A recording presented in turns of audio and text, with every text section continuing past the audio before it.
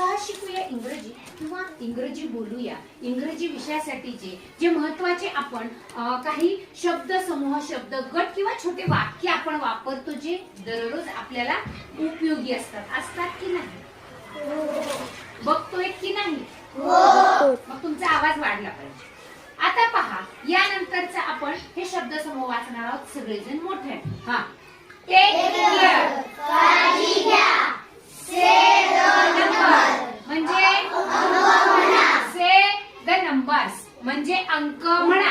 हा, draw a circle म्हणजे वर्तुळ काढा.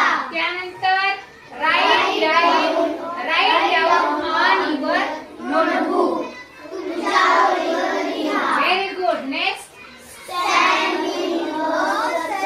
Stand in a circle means वर्तुळात उभे राहा. या सगळ्या सूचना किंवा या शब्द समूहांचा वापर आपण कुठे करतो तुम्ही पाहिले की लक्षात येते. कुठे असतो याचा उपयोग?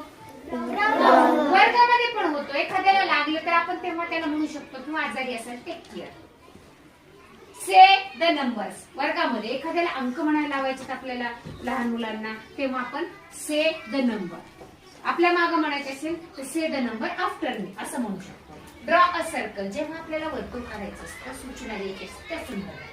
Right down on your notebook. आता मी तुम्हाला हे सगळं लिहून दिल्यानंतर म्हणणार आहे की write down on your notebook this group of sentence किंवा ग्रुप ऑफ वर्ड्स.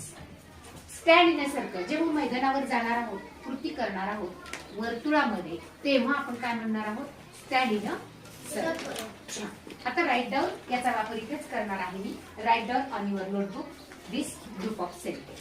आता तुम्ही तुमच्या 4 लाईन च्या वहीमध्ये हे लिहून घेणार आहात. लिहिणार?